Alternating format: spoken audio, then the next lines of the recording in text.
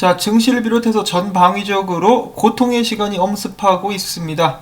오늘 달러 인덱스가 크게 상승했는데요. 92.36포인트를 기록한 가운데 미국 증시, 국제, 유가, 금, 그리고 암호화폐까지 일제히 하락하고 있는 모습이 보여지고 있는데요. 근데 미국 증시도 그렇고 비트코인도 그렇고 꽤 많이 오르는 것도 사실입니다. 그래서 지금이 일시적인 조정일 수도 있겠다라는 생각도 드는데요. 자, 비트코인 및 미국 증시도 그렇고 지속적으로 조정을 받느냐 반등하느냐는 역시 달러에 달렸다라고 합니다. 지금 달러 인덱스가 저항에 부딪힌 상황인데요. 여기는 이 저항에서 부딪히고 있는 상황. 한 번 덤볐다가 못 뚫었어요. 그리고 두 번째 도전을 하고 있는 상황인데, 만약에 얘를 뚫고 92.5포인트까지 올라간다. 그러면 지속적으로 조정을 받을 수가 있겠는데, 결국 뚫는데 실패하고 하락하게 된다라면은 이제 미국 증시를 비롯해가지고 비트코인도 조정을 마치고 상승할 수 있겠다라고 예상을 해볼 수가 있겠죠.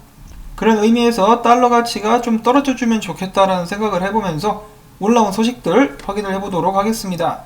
자, 오늘 첫 번째로는 세타 토큰 메인넷 3.0 발표를 앞두고 NFT 열풍과 함께 엄청나게 상승을 하고 있죠. 최근에는 시총 10위권 안으로 진입하기도 했었다라고 하는데요. 지난 일주일 동안 상승률이 무려 70%, 굉장히 강력한 상승세를 기록을 해주고 있는데요.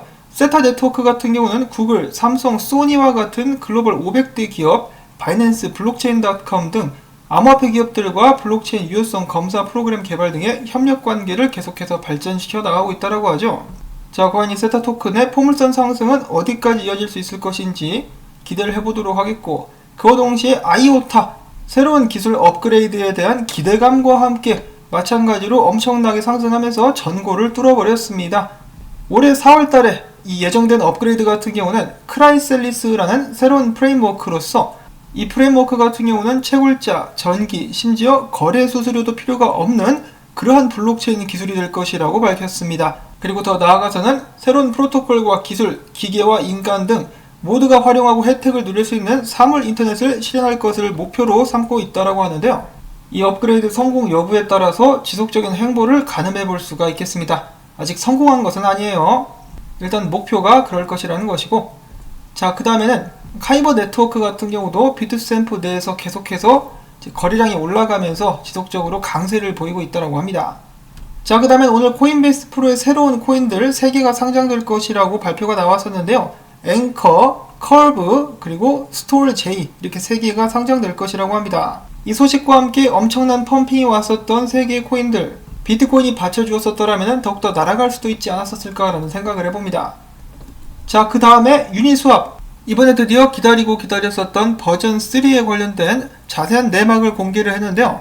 여기에서 가장 큰 변화 같은 경우는 유동성 공급자에게 대한 자금 효율을 크게 증가시켰다는 점이라고 합니다. 해당 업그레이드는 5월 중순쯤에 이제 마무리가 될 것 같은데요. 드디어 사람들이 기다렸었던 발표가 났음에도 불구하고 문제가 한 가지 있는데요. 사람들이 기대를 했었다는 것은 유니스왑이 어떤 식으로든 이 거래 비용을 낮추기를 원했었는데, 그런 부분은 쏙 빠져 있었다라고 하면서 실망 매물이 나왔습니다. 거기다가 비트코인도 흔들리고 있기 때문에 이제 어느 정도는 얘도 좀 타격을 받지 않을까라는 생각이 드네요. 유니콘이 조랑말로 전락하게 되는 그런 상황에 놓여 있습니다. 자, 그 다음에 유니스왑의 맞수라고 볼 수가 있겠죠. 라이벌이라고 볼 수가 있는 바이낸스 스마트 체인을 기반으로 한 팬케이크 스왑. 얘네들 같은 경우는 그들의 토큰인 케이크, 이 토큰을 소각하겠다라고 밝혔습니다. 5천만 달러 가치를 소각을 한다라고 하네요. 이 소식을 들은 한 토끼는 입에서 불을 뿜었다라고 합니다. 자, 그 다음에 FTX 오피셜, 이 거래소죠. FTX 거래소가 이번에 마이애미의 농구팀이죠. 마이애미 히트와 파트너십을 맺고 스폰서로서 1억 3,500만 달러어치를 투자하게 되었다라고 합니다. 이를 통해서 마이애미 히트를 통해서 FTX 거래소가 광고가 될 것 같은데요. 이 관련된 코인으로는 거래소 토큰인 FTT 그리고 솔라나를 들 수가 있겠습니다. 자, 과연 이 가격 변동에 영향을 줄 수 있을 것인가?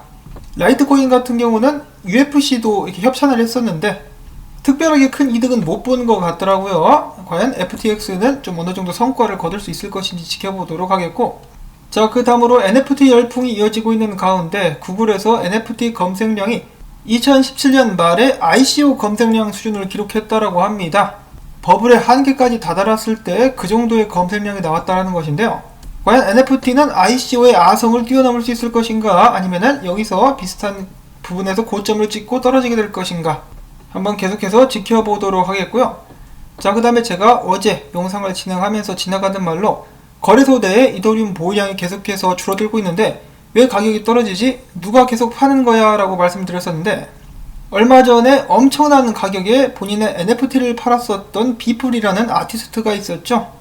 무려 6,930만 달러에 자신의 작품을 팔았는데 그냥 이더리움을 다 던져버렸다라고 합니다. 현금으로 바로 바꿨다라고 하네요. 그는 이더리움의 변동성에 겁을 먹고 바로 달러로 전환을 시켰다라고 하는데, 이 자식이었어요. 이더리움을 다 갖다 던지다니, 이런 배신자, 은혜를 원수로 갚고 있어. 비탈릭의 저주를 받을 것이다 너는. 자, 그리고 계속해서 이어지는 NFT 열풍에 피자헛, 프링글스, 타코벨 등등도 계속해서 참여를 하고 있다고 하네요. 돈이 된다니까 여러 업체, 연예인들도 뛰어들고 있는데요. 아무래도 쉽게 열풍이 가라앉을 것 같지는 않죠. NFT로 돈방 속에 앉은 사람들도 꽤 많이 있을 텐데 굉장히 부럽습니다. 자, 그 다음에 비트코인 도미넌스 차트입니다. 비트코인 도미넌스 떨어질랑 말랑 하면서 계속해서 이 지지선에서 반등을 거듭하고 있는 모습이 보여지고 있는데요. 떨어지게 된다면 어마어마한 알트 시즌이 시작될 수 있겠습니다. 지금 비트코인 가격이 좀 빠지고 있는데요. 나중에 비트코인에서 나온 수익들이 알트코인들 쪽으로 좀 넘어갈 수 있기를 기대를 해보면서, 자, 그 다음에는 비트코인 관련된 정보들을 또 보도록 할게요. 첫 번째로는 노르웨이 중앙은행 총재가 비트코인은 화폐 대안이 아니다라고 하면서 비트코인의 부족한 부분들을 지적을 했다라고 하는데요. 당연한 것이죠. 중앙은행들은 비트코인을 좋아할 리가 없습니다. 자, 그 반면에 어제 터키 같은 예를 보시면은, 만약에 여러분들께서 이 경제가 좀 불안한 나라에 살고 계시다, 그러면은 그 나라의 법정 화폐를 선호하시겠습니까? 아니면은 비트코인을 들고 계시겠습니까? 저 같은 경우는 당연히 비트코인을 좀 많이 들고 있을 것 같습니다. 비트코인은 적어도 화폐가치 인플레이션이 아니라 그 반대인 디플레이션성의 속성을 가진 자산이니까요.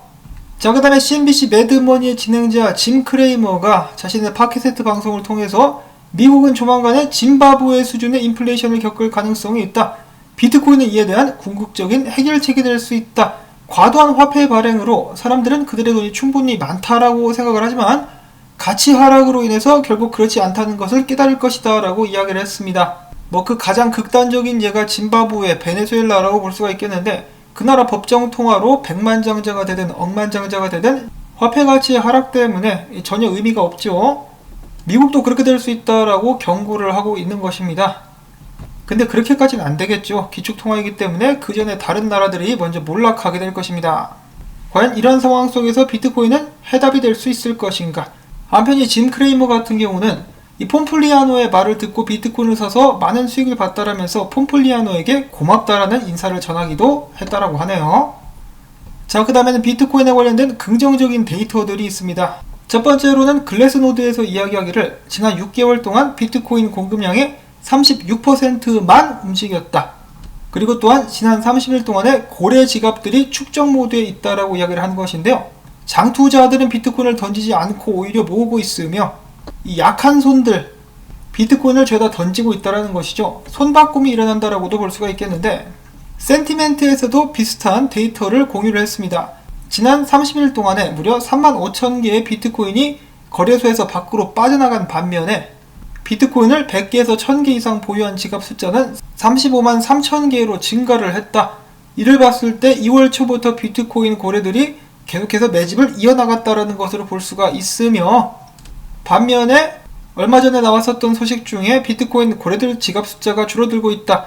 비트코인 1000개에서 10,000개 정도를 들고 있는 고래 주소 숫자가, 지갑 숫자가 줄어들고 있다는 소식이 나오기도 했었는데요.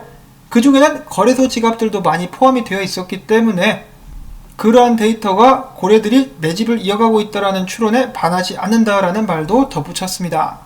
그리고 크립토 퀀트의 주기영 대표는 자신의 트윗을 통해서 이번 불장은 당연히 아직 끝나지 않았다. 나는 저점 매수를 때리려고 대기하고 있다라는 트윗을 남겼는데요.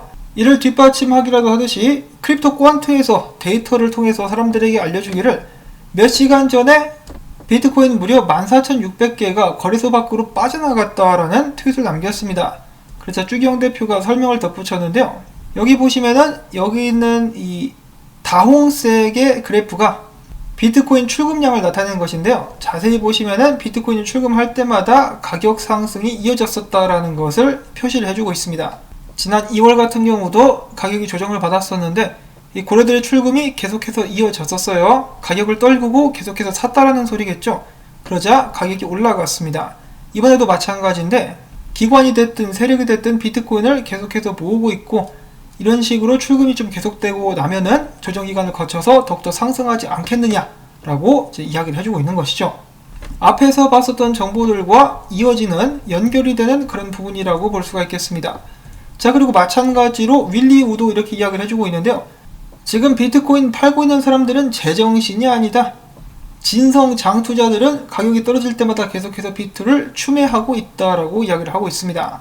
또한 최근에 지속적으로 팔기만 했었던 채굴자들도 비트코인을 팔지 않고 들고 있다라는 데이터도 공유가 되기도 했었는데요. 자, 과연 지금은 매집할 시기인 것인가? 그렇다면 비트코인 조정은 어느 가격대까지 떨어질 것인가? 그리고 누군가는 사고 누군가는 팔고 있다라는 의견을 뒷받침이라도 해주듯이 여기 있는 이 사람 브라이언 셰논이라는 사람 같은 경우는 트렌드 스파이더라는 곳에서 제공한 데이터를 기반으로 이런 주장을 했는데요. 여기 횃불이 옮겨가는 아이콘 있죠. 이때마다 손바꿈 현상이 일어났었다고 합니다. 그래서 비트코인이 떨어졌을 때 누군가는 팔고 누군가는 그것을 줍고, 여기서도 마찬가지로 누가 팔자 나는 산다, 떨거라 떨고 나는 줍는다. 그리고 아마 이번에도 똑같은 현상이 발생할 것 같다라고 이야기를 하고 있는 것이죠. 자, 이렇게 비트코인 가격이 조금 흔들리고 있는 상황 속에서 여러분들은 팔고 계십니까? 줍고 계십니까? 아니면은 존버하고 계십니까? 자, 그 다음엔 최근에 유명 분석가죠. 유명 트레이더 피터 브렌트가 코인데스크와의 인터뷰를 통해서 사실 이 차트 같은 경우는 저도 한 일주일 전쯤에 여러분들께 공유를 해드린 것이었는데요. 피터 브렌트가 더욱더 설명을 덧붙여가지고 올해 3분기나 4분기까지 비트코인 가격이 18만 달러에서 20만 달러까지 오를 수 있을 것으로 전망을 했다고 합니다. 올해 3분기에서 4분기, 3분기로 넘어가는 달이 언제죠? 7월달 정도라고 볼 수가 있겠는데요. 7월달부터 올해 말까지 비트코인 가격이 2억 원가량까지 상승할 수 있다라고 이야기를 한 것이죠. 차트를 봤을 때 일단 이론적으로 꼭대기는 9월 21일 정도에 도달할 수 있을 것으로 본다라고 하는데요. 자, 과연 그의 예측은 현실이 될 수 있을 것인가? 시간이 빨리 가는 것은 정말 싫은데요. 나이 먹으니까 싫은데 그럼에도 불구하고 타임머신을 타고 올해 9월달까지 가가지고 고개를 한번 빼꼼 내밀고 비트코인 시세표를 볼 수 있으면 정말 좋겠다라는 생각을 해봅니다. 자, 한편 비트코인 단기 분석 같은 경우는 다음과 같이 정리를 해볼 수가 있겠는데요. 비트코인이 지금 현재 여기 위에 있는 이제는 저항이 되어버린 빨간 박스 구간까지 올라가려고 노력을 했었다가 지금 한번 거절을 당했거든요. 만약이라도 다시 한번 올라갈 수 있다라면은, 그리고 위에서 안착할 수 있다라면은 지속적으로 상승할 수 있겠지만 올라가지 못하고 거절당한다라면은 다시 한번 53,000달러대까지 하락하게 될 수 있지 않을까라는 분석입니다. 그리고 여기 있는 53,000달러대에서 반등을 해주거나 여기서도 무너지게 된다면 지속적으로 하락할 수가 있겠죠. 어디까지 단기적으로 움직이게 될지는 아무도 모르는 것이기 때문에 여러분들께서도 마음을 조급하게 두지 마시고 여유를 가지고 계획을 세워서 이 투자에 임하실 수 있기를 바라면서 오늘 영상은 여기서 또 마무리를 짓도록 하겠습니다. 오늘 나온 정보들 여러분들께 도움이 좀 되셨다면 토마토밭의 오늘은 소고기 김밥 던지기 광고 시청을 통해서 부탁을 드리면서 저는 다음에 새로운 소식 가지고 인사를 드리도록 하겠습니다. 안녕히 계십시오.